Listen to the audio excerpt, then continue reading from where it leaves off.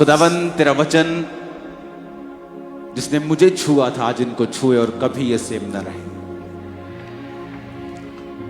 अपनी बाइबल को उठा के कहो, आज जो कुछ मैं सुनूंगा वायदा करता हूं मैं उसका प्रचार करूंगा, मानूंगा उस वचन को। प्रभु यीशु मसीह के सामर्थी नाम में हम मांगते हैं। टेस्टिमनीज को हम बाद में देंगे। आज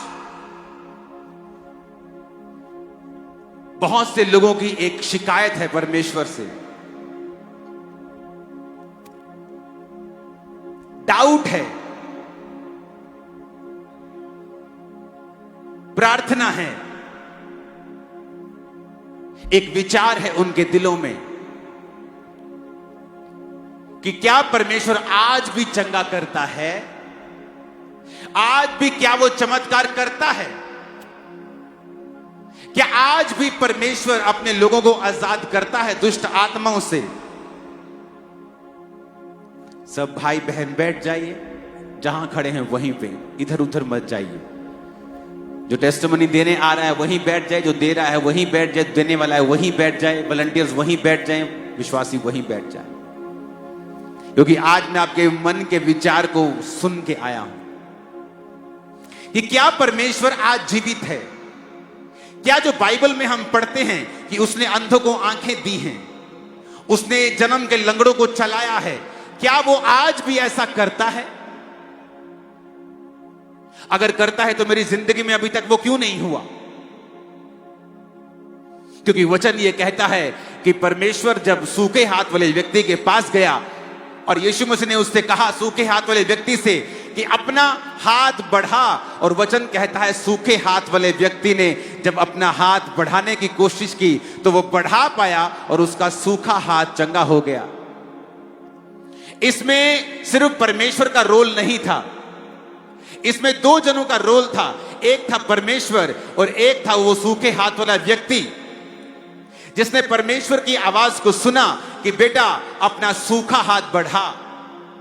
परमेश्वर ने नहीं कहा ये ले बेटा मैं तेरा सूखा हाथ पकड़ता हूं और इसे ठीक कर देता हूं। परमेश्वर ने कहा अपना हाथ बढ़ा, और लिखा उस सूखा हाथ वाला व्यक्ति जब अपना हाथ बढ़ाने लगा तो उसका हाथ सीधा हो गया और नॉर्मल हो गया और वो चंगा हो गया।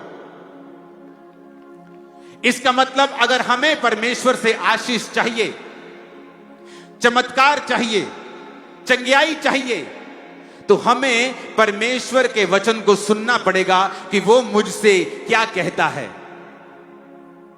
और मुझे वही करना पड़ेगा जो परमेश्वर कह रहा है। क्योंकि परमेश्वर मेरा हाथ पकड़कर मुझे सीधा नहीं करेगा, मेरी टांग पकड़कर सीधा नहीं करेगा, वो मुझसे कुछ बोलेगा और मुझे वो बातों को सुनना है। आज हम प्रेरितों के काम की कलीसिया को जब सुनते हैं, वो कलीसिया जिसके ऊपर 120 लोगों के ऊपर जब पेंटिकोस्ट के दिन, उन लोगों के ऊपर नहीं जो पेंटिकोस्ट का त्योहार मना रहे थे, बल्कि उनके ऊपर जो प्रार्थना कर रहे थे। और वचन कहता है पवित्र आत्मा उतर आया और वो गैर भाषाएं बोलने लगे, और परमेश्वर का आत्मा उन पर उतरा, और ये प्रतिज्ञा पूरी हुई कि मैं तुम पर अपनी आत्मा को उंडेलूंगा और अपनी आत्मा से तुमको भरूंगा, तुम्हारे बेटे बेटियां भविष्यवाणी करेंगी। और जब बाइबल कहती है वो लोग आत्मा से भरे, प्रेरित आत्मा से भरे, और फिर वो चमत्कार होने लगे, चंगाइयां होने लगी। वचन कहता है जब हम प्रेरितों के काम उसका 2 अध्याय उसकी 42-43 आयत, प्रेरितों के काम 3 बाब उसकी 1 आयत, जब हम इनको पढ़ते हैं हम क्या देखते हैं? उसमें लिखा पतरस और यूहन्ना तीसरे पहर प्रार्थना के समय चर्च में जा रहे थे और लोग एक जन्म के लंगड़े को ला रहे थे जो प्रतिदिन मंदिर के उस द्वार पर, जो ब्यूटीफुल सुंदर कहलाता है, बैठा देते थे कि वो मंदिर में चर्च में आने जाने वालों से भीख मांगे। यहां पर हम देखते हैं प्रेरितों के कामों में, इस पुस्तक में जिसकी शुरुआत तो है पर इस पुस्तक का कहीं भी अंत नहीं मिलता है। क्योंकि परमेश्वर नहीं चाहता था कि प्रेरितों के काम की पुस्तक का अंत हो, क्योंकि वचन कहता है वो आज भी चाहता है प्रेरितों के कामों की पुस्तक, वो लंगड़ों का चलना, वो अंधों का देखना, वो मुर्दों का जिलाना, वो आज भी हमारे जमाने में हो। लेकिन परमेश्वर जो चाहता है वो पूरा कैसे होगा? वचन क्या कहता है? वचन कहता है कि उस जमाने में प्रेरितों के काम की कलीसिया में लंगड़े चलते थे, लेकिन उस लंगड़े को वो ऐसे उठा के, ऐसे क्रिपल लंगड़े को उस ब्यूटीफुल गेट के द्वार के पास बिठा देते थे और फिर वो आने वाले जाने वालों से भीख मांगता था। और लिखा वचन में कि पतरस और यूहन्ना प्रार्थना करने के लिए चर्च में जा रहे थे।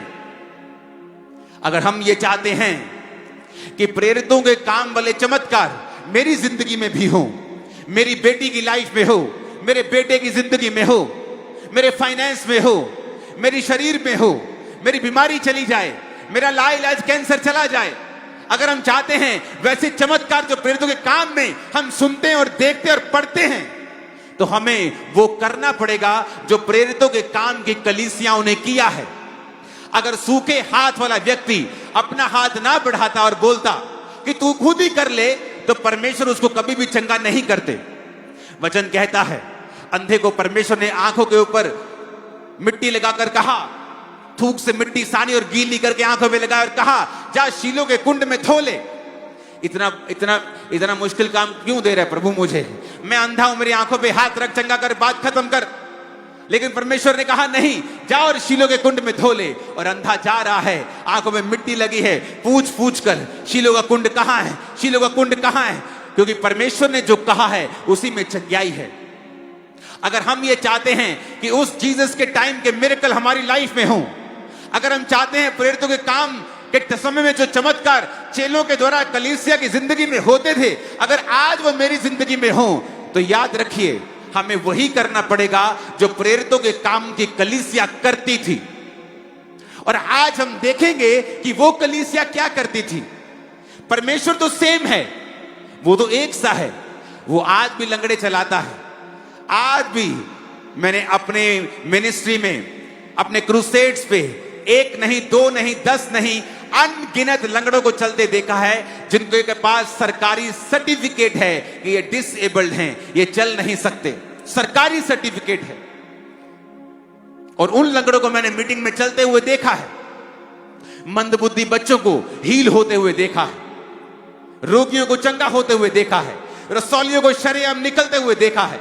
प्रभु तो एक सा ही है, वो कभी बदलता नहीं, वो कल आज और कल युगानुयुग एक सा रहने वाला परमेश्वर है। लेकिन कलीसिया बदल गई है, कलीसिया एक जैसी नहीं है। आज हम प्रेरितों के काम वाली कलीसिया नहीं है, इसीलिए परमेश्वर वचन कहता है एक जगह गया और एक जगह जाकर उनके अविश्वास को देखा, और जब उनके अविश्वास को देखा तो वचन कहता है परमेश्वर वहां पर ज्यादा सामर्थ्य के काम नहीं कर सका। कौन नहीं कर सका? खुद यीशु वहां पर ज्यादा सामर्थ्य काम नहीं कर सका उनके अविश्वास के कारण। और लिखा फिर थोड़े से बीमारों पर हाथ रखा और उन्हें चंगा किया। बाइबल कहती है प्रभु यीशु मसीह शमौन कोढ़ी के घर में गए और वहां पर एक पापी औरत आकर परमेश्वर के पांव के ऊपर इत्र मलती है, अपने बालों से पोंछती है और परमेश्वर कहते हैं जा तेरे पाप माफ हुए, अब फिर से गुनाह में मत जाना। और शमौन कोढ़ी सोचता है अगर ये भविष्यद्वक्ता होता तो क्या ना जानता ये औरत जो उसको छू रही है कैसी पापी औरत है। एक व्यक्ति जो कोढ़ी था और वचन अब भी उसे कह रहा है शमौन कोढ़ी, जीसस क्राइस्ट के पास जाने के बाद भी वो लोग तो, कुछ लोग तो यीशु को देख नहीं पाते थे, दूर दूर से पकड़ते थे उसको, कहीं कपड़ा छू लिया, कहीं जीसस की टांग छू ली, किसी को हाथ छू लिया, किसी का पीठ छू लिया और चंगे हो गए। लेकिन उस व्यक्ति के पास तो यीशु मसीह चलकर उसके घर में आते हैं और फिर भी वो कोढ़ी का कोढ़ी रहता है। वचन भी उसे यही कहता है शमौन कोढ़ी। और एक औरत जो नीवी होके, नम्र होके यीशु के पास आती है और परमेश्वर उसके गुनाहों को माफ कर देते हैं। इसका मतलब जरूरी नहीं आप मसीह में हैं तो आप चंगे होंगे, जरूरी नहीं है जब तक आप में वो विश्वास, और विश्वास वो कर्मों का विश्वास। वचन कहता है दुष्ट आत्मा भी विश्वास करती है। अब मैं दुष्ट आत्मा के लिए प्रार्थना करूंगा, यीशु यीशु चिल्लाएंगी, लेकिन दुष्ट आत्मा विश्वास करती है, कर्म नहीं करती। अगर तुम्हारा कर्म नहीं है और तुम सिर्फ विश्वास करते हो तो तुम भी शैतान के जैसे हो। और परमेश्वर को आपकी लाइफ में काम करने के लिए आपके विश्वास की जरूरत है, जो कर्मों से आप दिखाते हैं कि यीशु मैं तुझ पे विश्वास करता हूं। अब हम अगर चाहते हैं प्रेरितों के काम वाले चमत्कार हमारी जिंदगी में भी हो, वो काम जो प्रेरित करते थे, कलीसिया देखती थी, अपनी जिंदगी में उसे ग्रहण करती थी, मेरी जिंदगी में भी हो, तो हमें भी वैसी ही कलीसिया बनना पड़ेगा जैसी कलीसिया प्रेरितों के काम वाली कलीसिया थी। प्रेरित कैसे थे? वचन कहता है 3:1 में, पतरस और यूहन्ना तीसरे पहर प्रार्थना के समय, ऊंची आवाज में कहो प्रार्थना का समय है। मेरी आवाज आपसे कम होनी चाहिए, आपकी ज्यादा होनी चाहिए, पीछे तक आप बैठे हो। बोलो प्रार्थना का समय है। 3 बार बोलो प्रार्थना का समय, प्रार्थना का, प्रार्थना का। वहां पे पतरस और यूहन्ना लंगड़े को चलाने बिल्कुल नहीं गए थे, वो तो प्रेयर करने के लिए जा रहे थे। चलो प्रार्थना ही करनी है, घर बैठ के कर लेने हैं, यही बैठ जाते हैं घर पे ही, चलो छोड़ो प्रार्थना ही करनी है, अरे ऐसी ऐसी प्रार्थना कर लेते, कोई बात नहीं। अरे कहां चर्च जाएंगे, किराया लगाएंगे, यहीं बैठकर प्रार्थना कर लेते, थोड़ी सी साइड पे जाके। हमारी जिंदगियों में प्रार्थना का महत्व कम हो गया है, इसलिए हमारी जिंदगियों में परमेश्वर के चमत्कार कम हो गए, क्योंकि वो उसी तरह से आपको रिस्पॉन्स करता है जिस तरह का रिस्पॉन्स आपका है, जिस तरह का स्वभाव आपका है, उसी तरह से परमेश्वर आपकी लाइफ में काम करता है।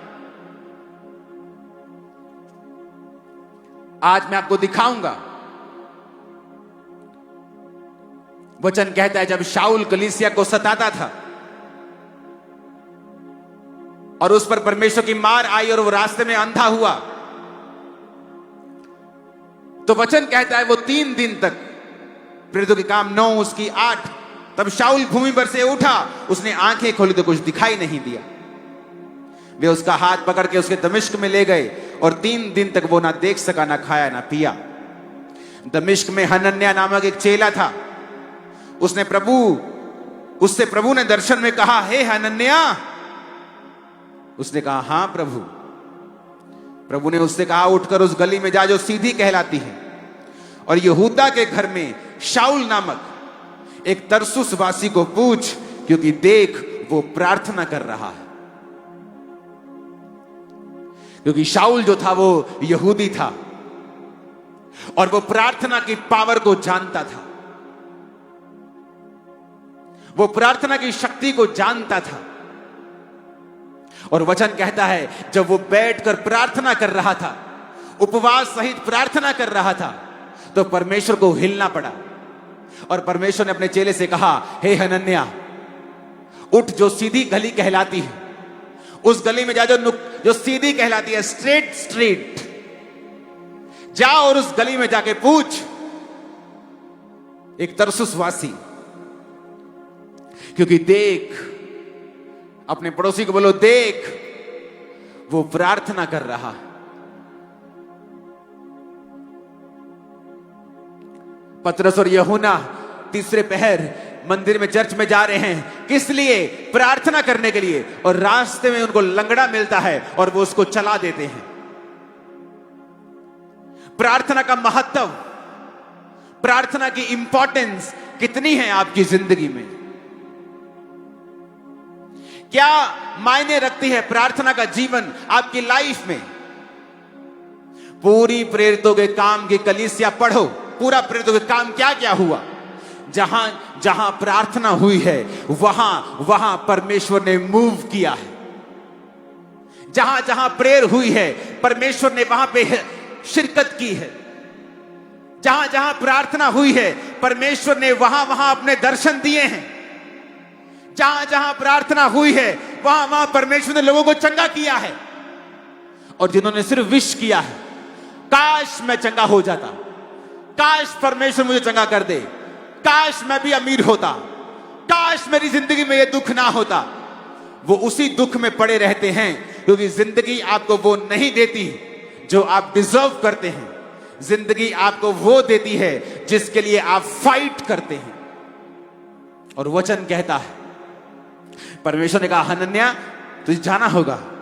कहता प्रभु मैंने उस विषय में सुना है, ऐसे बंदे के विषय में, ये बंदा जो जिसकी तू बात कर रहा है ना, ये बांध बांध के लोगों को मार रहा है, मैंने सुना है।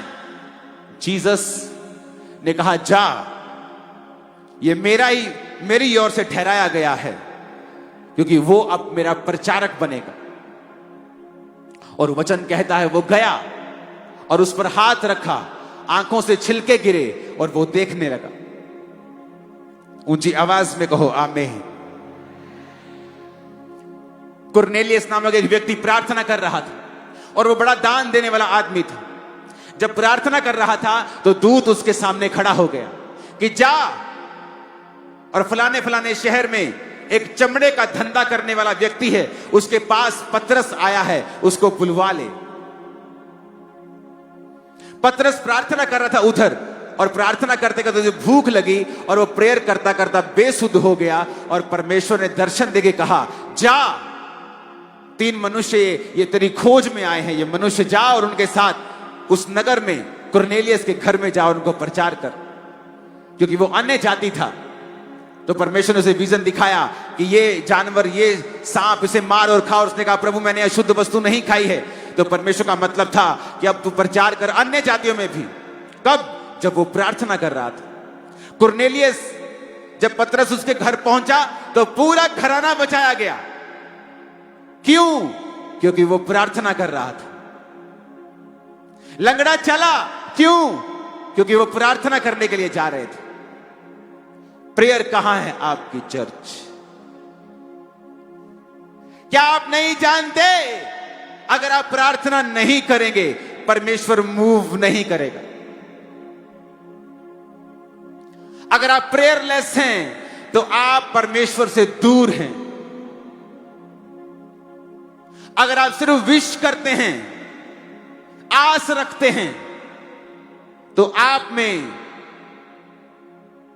एक बहुत बड़ी कमी है।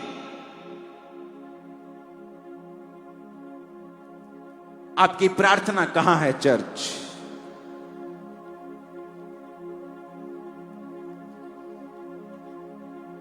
वो जो बोले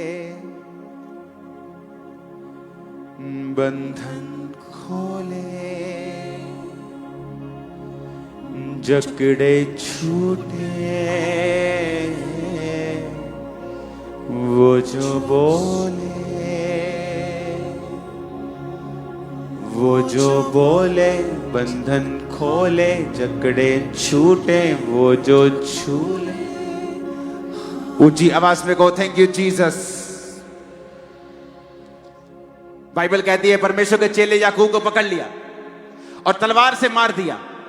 और जिसने मारा वो देखा उसने कि पब्लिक खुश हो गई। उसने कहा पब्लिक खुश हो गई है, पॉलिटिकली फायदा होगा, दूसरे चेले को भी पकड़ लो। और लिखा उन्होंने पतरस को पकड़ लिया कि अब इसको मारेंगे और इसको सजा देंगे और लोग खुश हो जाएंगे। और कलीसिया को अपनी गलती याद आई। उन्हें लगता था कि हम सिर्फ प्रार्थना करवाने के लिए हैं। और जब बाइबल कहती है प्रेरितों के काम 12 उसकी 5 आयत में कि जब जेल में पतरस बंद था, परंतु कलीसिया उसके लिए लॉ लगाकर परमेश्वर से प्रार्थना कर रही थी। उनको शौक लगा कि खुदा का चुना हुआ प्रेरित कैसे मर सकता है। वो याकूब तो कल लंगड़े चला रहा था, ये तो कल अंधों को आंखें दे रहा था, ये मर कैसे सकता है। परमेश्वर की आत्मा ने गलती याद करवाई कि तुमने प्रार्थना नहीं की। वो प्रार्थना में बैठ गए और कहा, प्रभु पतरस को बचा। और वचन कहता है परमेश्वर ने दूत भेजे। जिस जेल में पतरस था वो जेल हिल गई, बंधन खुल गए और पतरस को परमेश्वर के दूत उस जेल से बाहर निकाल के लेके आए बिना किसी व्यक्ति के। पतरस वापिस आया, कुंडा खड़काया जहां वो सब प्रार्थना कर रहे थे।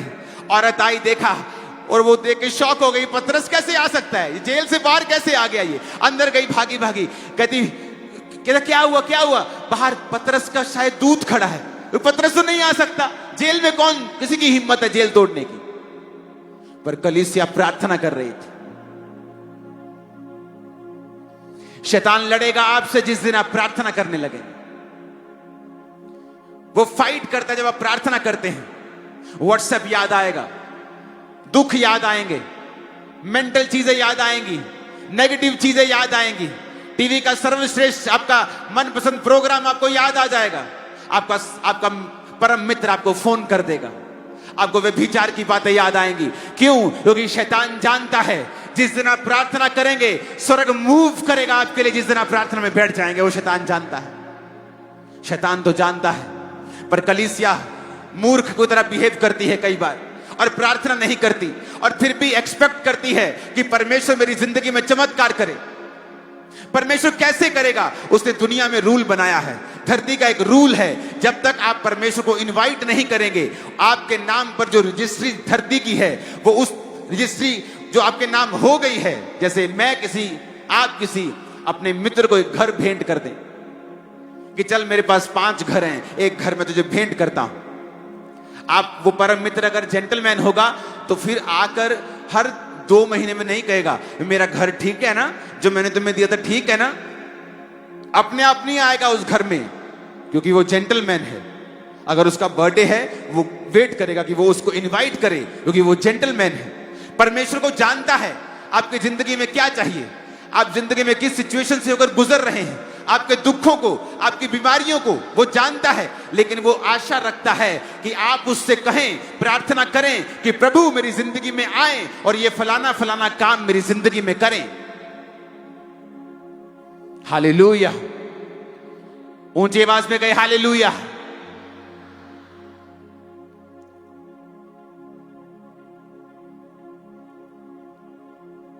क्योंकि आप जहां उसको इनवाइट करेंगे वो आएगा। पौलुस बाइबल कहती है प्रार्थना करने के लिए शहर के बाहर जा रहा था और वहां पर एक औरत उसको मिलती है जो बड़ी धनी थी, प्रभावशाली, और वो बड़े ध्यान से वचन सुनती है और अपना जिंदगी प्रभु को दे देती है और उसका घराना भी बचाया जाता है। आज किन सेवकाइयों के द्वारा रूहें बच रही हैं? वो नहीं जो बहुत प्रचार कर रहे हैं, वो जो प्रार्थना कर रहे हैं और प्रचार कर रहे हैं। किन के द्वारा लंगड़े चल रहे हैं? वो नहीं जो लंगड़े चलाना चाहते हैं, वो जो प्रार्थना का महत्व अपनी जिंदगी में रखते हैं, जो प्रेयर करते हैं, वो लंगड़े भी चलाते हैं। कौन सी सेवकाइयां हैं जो रूहें बचा रही हैं बहुत ज्यादा? वो नहीं जो सिर्फ प्रचार कर रही हैं, वो जो प्रेयर कर रही हैं और प्रचार कर रही हैं। कलीसिया कामों को पढ़िए, प्रेरितों के कामों में पढ़िए। जहां जहां प्रार्थना हुई है वहां वहां परमेश्वर ने मूव किया है। जहां जहां प्रार्थना हुई है वहां वहां परमेश्वर ने काम किया है।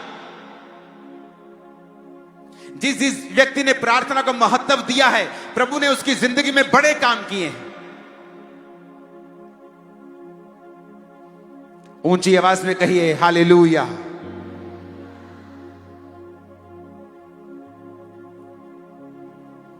प्रेरितों के काम 13 उसके 2 में लिखा है, जब वो उपवास सहित प्रभु की उपासना कर रहे थे तो पवित्र आत्मा ने कहा, मेरे लिए बरनबास और शाऊल को उस काम के लिए अलग करो जिसके लिए मैंने उन्हें बुलाया है।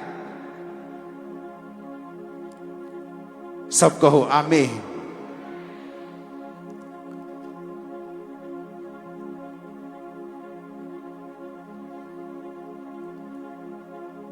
ऊंची आवाज में कहो आमीन। अपने पड़ोसी को बोलिए प्रार्थना कर। फिर से कहिए आमीन। आप प्रेयरलेस हैं, आप क्रिश्चियन हैं लेकिन प्रार्थना नहीं करते।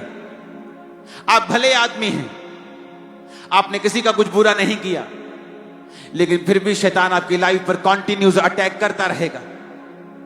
आपकी सेहत को वो चुराएगा, क्योंकि वो काम यही करने आता है। वो चुराता है, घात करता है और नष्ट करता है। और जहां जहां प्रार्थना करेंगे वहां वहां परमेश्वर को देखेंगे। जब जब आप प्रार्थना करेंगे आप परमेश्वर को मूव करता हुआ देखेंगे, अपनी लाइफ में, अपनी सेवकाई में, अपने फाइनेंस में। मेरी चर्च के बिलीवर्स रोज रात को 8 बजे प्रार्थना पहाड़ की प्रार्थना करते हैं 9:30 तक। ये 1.5 घंटा मैंने कहा उनको प्रार्थना करना जरूरी है, ताकि कम से कम 1.5 घंटा तुम्हारा ये परमेश्वर में चला जाए। सुबह उठो, 45 मिनट पर्सनल प्रार्थना करो। रात को सोते वक्त बाइबल पढ़ो और छोटी सी प्रार्थना करो। तुम्हारी जिंदगी में प्रार्थना की कमी खत्म हो जाएगी। और जब आपको प्रार्थना करना आ जाएगा, क्योंकि उसके लिए शब्दों की जरूरत नहीं होती, आप अपने बाप के पास जब बैठते हैं तो अच्छे शब्दों के साथ नहीं बैठते कि आज मुझे मम्मा से मिलना है, डैडी से मिलना है, क्या बोलूंगा। आप कभी सोचते हैं क्या? कभी नहीं। आप बैठ जाते हैं, जस्ट बैठ जाते हैं। कोई उधर की बात, उधर की बात, उधर की बात, बातें शुरू हो जाती। ऐसा ही परमेश्वर आपका प्रेमी पिता है। जब आप उसकी हुजूरी में बैठ जाते हैं, धन्यवाद करते हैं, उसकी प्रेजेंस में रहते हैं, रोज उससे मिलने के लिए आते हैं, रोज प्रार्थना करते हैं, फिर वो देख नहीं पाएगा आप बंधनों में है तो वो तोड़ेगा उसको। बीमारी के बंधन को तोड़ेगा, बांझपन के बंधन को तोड़ेगा, गरीबी के बंधन को तोड़ेगा, श्रापों को तोड़ेगा, बीमारी को तोड़ेगा, गरीबी के श्रापों को तोड़ेगा वो। जब आप मूव करेंगे प्रेयर में, प्रभु प्रेरितों के काम वाले मिरेकल तू मेरी लाइफ में क्यों नहीं करता? प्रभु कहता तू प्रेरितों के काम वाली प्रार्थना क्यों नहीं करता? वो चर्च में संडे गोअर्स नहीं थे, सिर्फ संडे चर्च नहीं जाते थे, रोज संगति करते थे। सिर्फ टाइथ नहीं बोते थे, अपना सब कुछ परमेश्वर के पांव में रख देते थे। गरीब नहीं रह गए वो। अगर एक ने घर दे दिया अपना, तो परमेश्वर ने उसको दुगना दिया, तिगना दिया। वो ब्लेस भी होते जा रहे थे, प्रार्थना में बढ़ते भी जा रहे थे, और एक एक दिन में 5-5 हजार बपतिस्मा होते थे, क्योंकि वो प्रेरित प्रार्थना करने वाले थे। वो कलीसिया प्रार्थना करने वाली थी। सेवकाई बढ़ गई, मुश्किलें आई, एडमिनिस्ट्रेशन आगे बोलता है, ये लोग कंप्लेंट कर रहे हैं कि आप हमारी विधवाओं की सुधि नहीं लेते। उन्होंने कहा हम अगर लंगर खिलाएंगे तो प्रार्थना कौन करेगा? उन्होंने कहा 7 मनुष्य चुन लो जो आत्मा से भरपूर हो, वो लंगर खिलाएंगे, लेकिन हम प्रार्थना और वचन की सेवकाई में लगे रहेंगे। प्रेरितों को मालूम था अगर हम एडमिनिस्ट्रेशन में बिजी हो गए, सिर्फ लोगों से मिलने में बिजी हो गए, उनकी जरूरतों में बिजी हो गए, तो प्रार्थना अगर खत्म हो गई तो समझो सारी सेवकाई खत्म हो गई।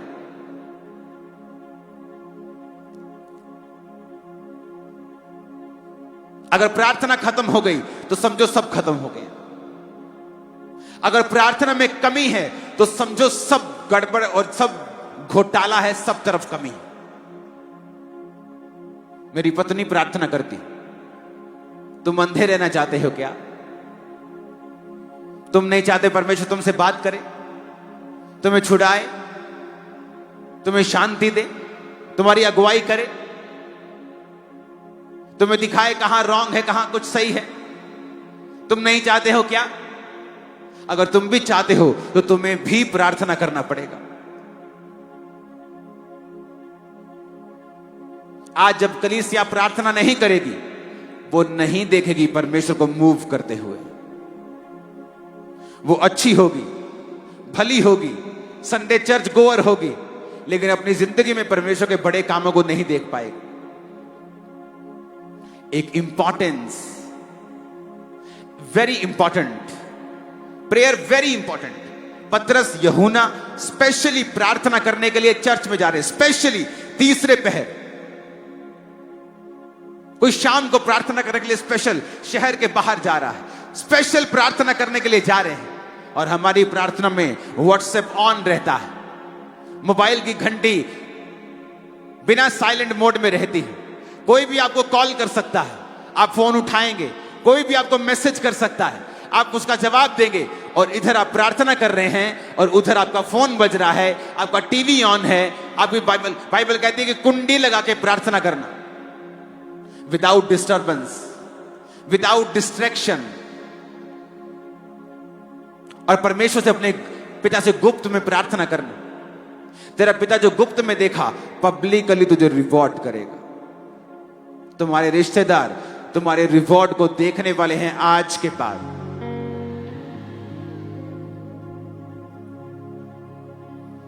ऊंची आवाज में कहो हालेलुया, ऊंची आवाज में कहो हालेलुया। अगर आप प्रार्थना नहीं करते हैं तो समझिए परमेश्वर मूव नहीं करेगा। मूसा के दोनों हाथ ऊपर तो अमालेकी हारते थे, मूसा के हाथ थकते थे और वो नीचे आता था तो इजराइल हारता था।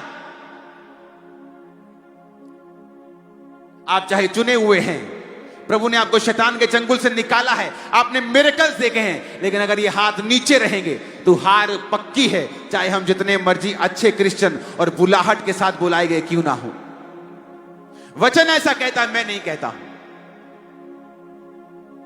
फिर आप देखेंगे शैतान आपके दिमाग पर कब्जा कर रहा है, बोझ दे रहा है आपको, फाइनेंशियली, फिजिकल, सब तरफ से बोझ आपको फील हो रहा है। जिंदगी बोझ लग रही है, काम बोझ लग रहा है, सेवकाई बोझ लग रही है। एक दिन सुबह मैं उठा और पवित्र आत्मा ने मुझसे कहा, डैनियल। मैं डैनियल नहीं पढ़ रहा था, मैं पुराना नियम नहीं पढ़ रहा था, लेकिन प्रभु का आत्मा मुझसे कहा, जिस तरह डैनियल 3 बार प्रार्थना करने के लिए जाता था मेरे सामने, उसी तरह तू भी करेगा।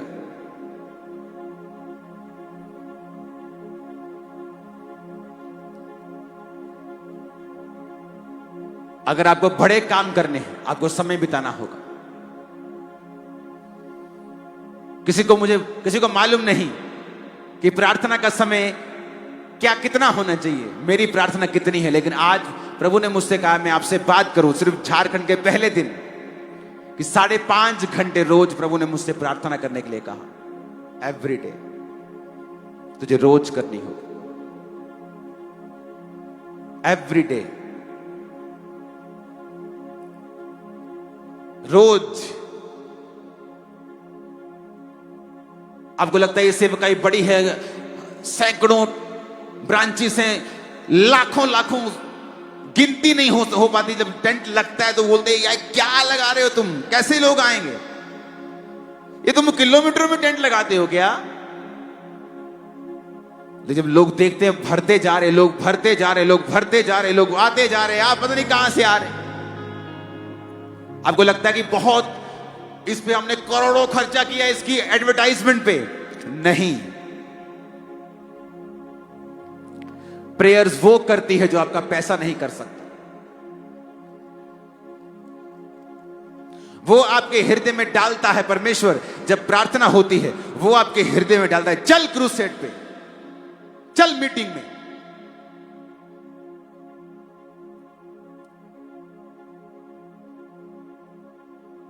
पास्टर्स निराश रहते हैं अपनी कलीसिया से, अपने लोगों से। परमेश्वर आपको तब तक निराश करेगा जब तक आप खुद घुटने नहीं टेक लेते, रोज घंटों घंटों। और वो आपको मेक श्योर करेगा कि आप निराश रहें। लोग आपको निराश करते रहेंगे, कलीसिया टूटती रहेगी, चीजें अच्छी नहीं होंगी, जब तक आप फैसला नहीं करेंगे मुझे प्रार्थना करनी है, घंटों घंटों। जब मेरी चर्च में 25 लोग आते थे और जैसे ही 25 से 32 हो जाते थे तो हम बोलते थे ओवरफ्लो हो गया आज, क्योंकि उस कमरे में 25, 26, 27 लोग आते थे खींच के, और जब 5-6 एक्स्ट्रा होते थे तो कमरे के बाहर ऐसे बैठते थे, बोलते ओवरफ्लो हो गया, ओवरफ्लो हो गया, आज चर्च में ओवरफ्लो हो गया।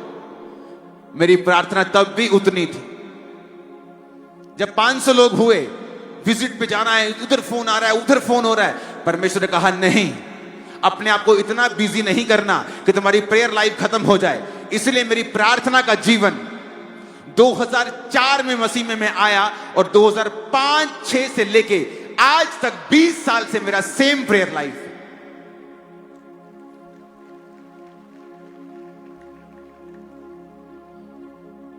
इसलिए सेवकाई, इसकी हजारों सैकड़ों ब्रांचेस, काम, क्रूसेड्स, मीटिंग्स, 7 लाख मेंबर्स, बिना किसी स्ट्रेस के हम चलते हैं। सेवकाई का कोई स्ट्रेस हमारी लाइफ पे नहीं। और लोग पूछते हैं कैसे? Prayers, only prayers, only prayers. कोई बुद्धि नहीं है, कोई ताकत नहीं है, कोई बल नहीं है, सिर्फ प्रार्थना। अपने पिता के सामने बैठ जाओ रोज रोज रोज, और जिंदगी बदलेगी ना बदलेगी तो बोल देना मेरे को, बदलेगी जिंदगी। जब मेरी जिंदगी में प्रभु ने बड़े काम करने थे, उस समय मेरी प्रार्थना के बाद दिन में 7 घंटे भी होती थी।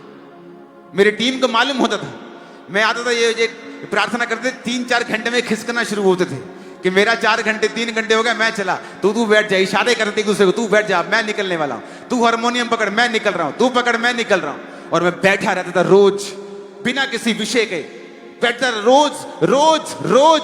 और एक समय आया, परमेश्वर ने आपके वो बंधन जो 10 साल से आपको लगता है 1 इंच भी कम नहीं हुए, एक रात चाहिए सिर्फ परमेश्वर को, और अगली सुबह आपकी होगी और टेस्टिमनी आपकी होगी। बंधन आपको देखने पर मिलेगा नहीं, नेवर, आप उसे कभी नहीं देखेंगे अपनी लाइफ में। Hallelujah, hallelujah, hallelujah. प्रार्थना, प्रेयर्स, प्रेयर्स। मैं प्रोडक्ट हूं प्रार्थना का, प्रार्थना का प्रोडक्ट हूं मैं। प्रेयर्स, प्रेयर्स, प्रेयर्स, प्रेयर्स, प्रार्थनाएं, प्रार्थनाएं, प्रार्थनाएं, प्रार्थनाएं। रोज जब दुखी था तब भी, बीमार था तब भी, नहीं दिल कर रहा था तब भी, सुखी था तब भी, चर्च बड़ी तब भी, लोग बड़े तब भी, लोगों ने विरोध किया तब भी, हर टाइम प्रार्थना। इसलिए हम रिजल्ट भी वही देख रहे हैं, वही प्रेरितों के काम वाले रिजल्ट हमारी लाइफ में हैं, क्योंकि वो लाइफ स्टाइल भी हमने अपनाया है। आप चाहते हो प्रभु काम करे तो प्रेयर्स, कम से कम 2.5 घंटे एक विश्वासी की प्रार्थना होनी चाहिए, कम से कम एक पास्टर की 4 घंटे प्रार्थना होनी चाहिए, क्योंकि आप तभी लोगों को कुछ दे पाएंगे अगर आपके पास कुछ है तो। मेरा गिलास अगर ओवरफ्लो हो रहा है तो मैं आपको पानी पिला पाऊंगा, अगर मेरा ही आधा है तो मैं आपको पिला नहीं सकता। वो मेरी प्यास बुझाएगा, वो पूरी नहीं बुझाएगा। हालेलुया। मेरी प्रार्थना है आज से आप रोज प्रार्थना में बैठेंगे और खुदाबंद बड़े काम करे। खुदा ने जब मुझे फिर भेजा, अगर भेजा यहां पे, मेरी आशा है वो जल्दी भेजे। आप लोग यहां आकर गवाहियां देंगे कि उस मीटिंग के बाद मेरी प्रेयर लाइफ चेंज हुई। जब मेरी प्रेयर लाइफ चेंज हुई, आज मेरी पूरी जिंदगी बदल चुकी है। आप स्टूडेंट हैं, प्रे करो। Housewife, home maker, prayer. Businessman, prayer. Dawood के जैसा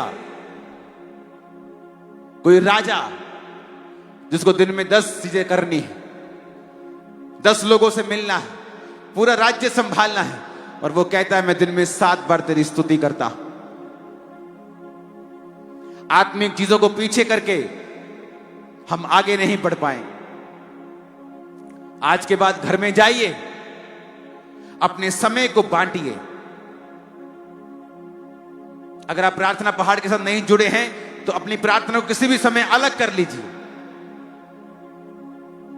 कि ये टाइम मैं प्रार्थना करूंगा, करूंगी।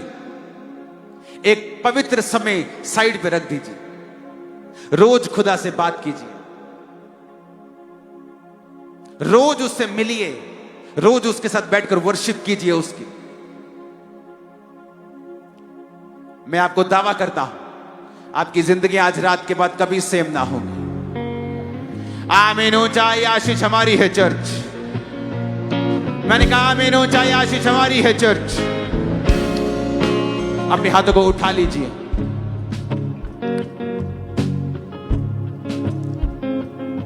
सब जन खड़े हो जाइए। इस वर्शिप के दौरान हम प्रार्थना करेंगे।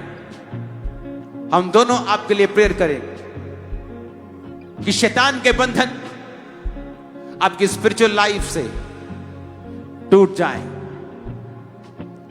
और आपकी स्पिरिचुअल लाइफ कभी भी सेम ना हो। उठाओ अपने हाथों को।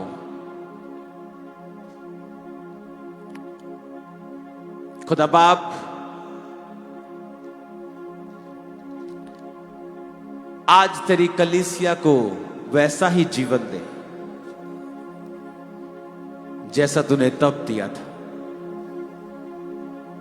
पिता, इनकी जिंदगी में प्रार्थना की कमी को आज खत्म कर दे।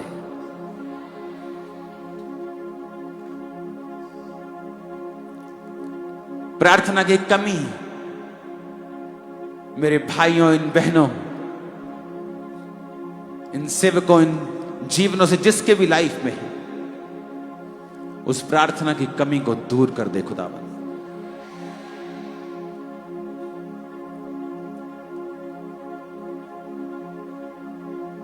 सारी शैतानी आत्माएं जो आपकी स्पिरिचुअल लाइफ के ऊपर अटैक करती हैं, आज उन आत्मा को हम डांटते हैं, आपकी जिंदगी को छोड़ के वो जाती रहे।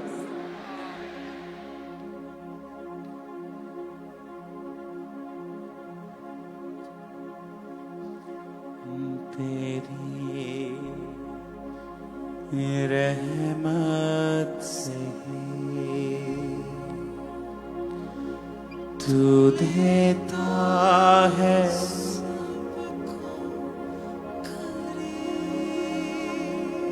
तेरी रहमत से तू देता है सबको। अपने हाथों को उठा के गाएं सब।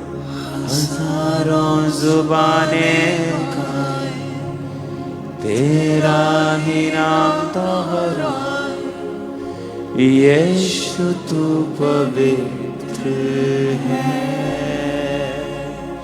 हो हजारों जुबानें गाएं तेरा ही नाम दोहराए, यीशु तू पवित्र है। सारी सृष्टि पर तेरा अधिकार, तू राजा है,